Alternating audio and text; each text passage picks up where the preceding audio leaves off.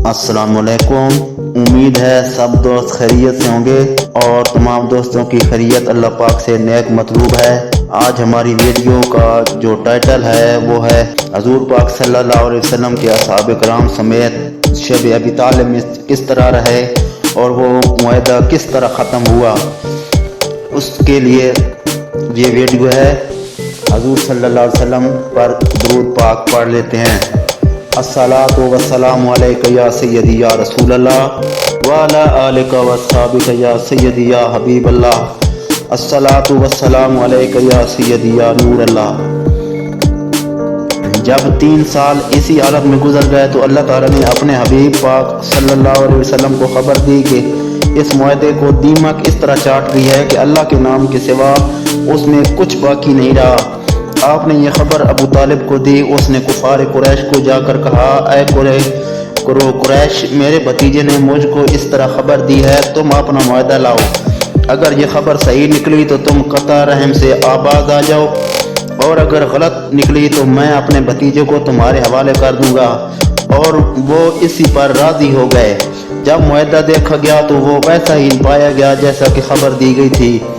उस वक्त 5 अशखास आशाम बिन उमर, जुबैर बिन अबई, उमैया बिन खल्फ, मरमी, मोतम बिन अदी, अबुल मुतर, जमजा बिन असवाद कुछ किलो काल के बाद इस मुआहदा को चाक करने पर मुतफिक हो गए और आखिर कार अबुल मंत्री ने लेकर फाड़ डाला। बाकी सब बजाय रोब बरवा हुए कि ज़ैद इज़ा के दर पे हो गए।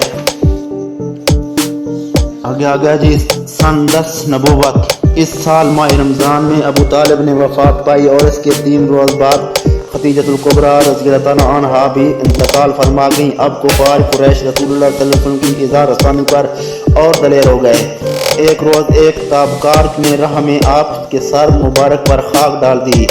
आप इस हालत में घर तशरीफ ले गए। आपकी साहबजादी ने देखा तो पानी लेकर सर मुबारक को धोने लगी और रोती जाती थी। आपने फरमाया, जाने किधर, अल्लाह ताला तेरे बाप को बचा लेगा। इस साल को आमुल खिज़म कहा जाता है। आखिर हज़रत सल्लल्लाहु अलैहि वसल्लम ने तंग आकर इस ख्याल से कि अगर सक़ैफ़ ईमान ले आए तो कुरैश के बरखिलाफ मेरी मदद करेंगे, ताइफ का कसद किया। ज़ैद बिन हारिसा आपके साथ थी। आपने वहाँ पहुँचकर अशराफ सक़ैफ़ यानी अब्दिया लफ़ैल फील में इसके भाई मसूद हबीब को दावत इस्लाम दी, मगर उन्होंने आपकी दावत को बुरी तरह जवाब दिया। एक बोला, अगर तुझे खुदा ने पैगंबर बनाया है तो वो काबा के पर्दा चाक कर रहा है। दूसरे ने कहा, क्या खुदा को पैगंबरी के लिए तेरे सिवा कोई ना और मिला?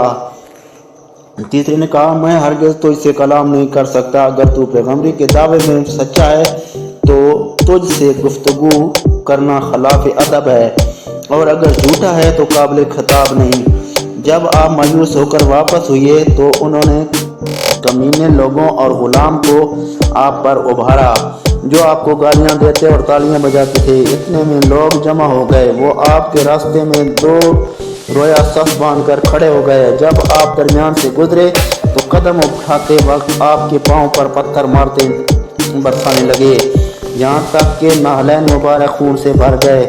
जब आपको पत्थरों का मुसदमा पहुंचा तो बैठ जाते, मगर वो बाजू थाम कर खड़ा कर देते। जब फिर चलने लगते तो पत्थर बरसाते और साथ साथ हंसते जाते। इस तरह उन्होंने उत्बा और शैबा बसरान रबिया के बाग तक आपका ताक़ुब किया। आपने बाग में एक अंगूर की गौशाख के साया में पनाह ली। उत्बा और शैबा अगरचे आपके सख्त दुश्मन थे, मगर आपकी इस हालत पर उनको भी रहम आ गया। उन्होंने अपने नसरानी गुलाम अदास से कहा कि अंगूर का एक गोशा थाल में रखकर इनके पास ले जा और कह दे कि खा लें। आपने बिस्मिल्लाह कहकर खाया।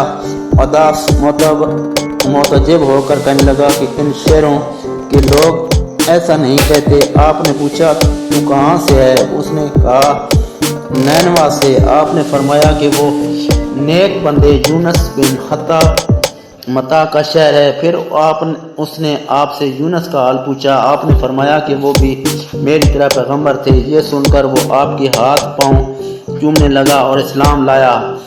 इसी सफ़र में मकाम नखला में जो मक्का शहर मुशर्रफा से एक रात का फासला रास्ता है, शहर नसफसनैन के जिन हाजिर हुए।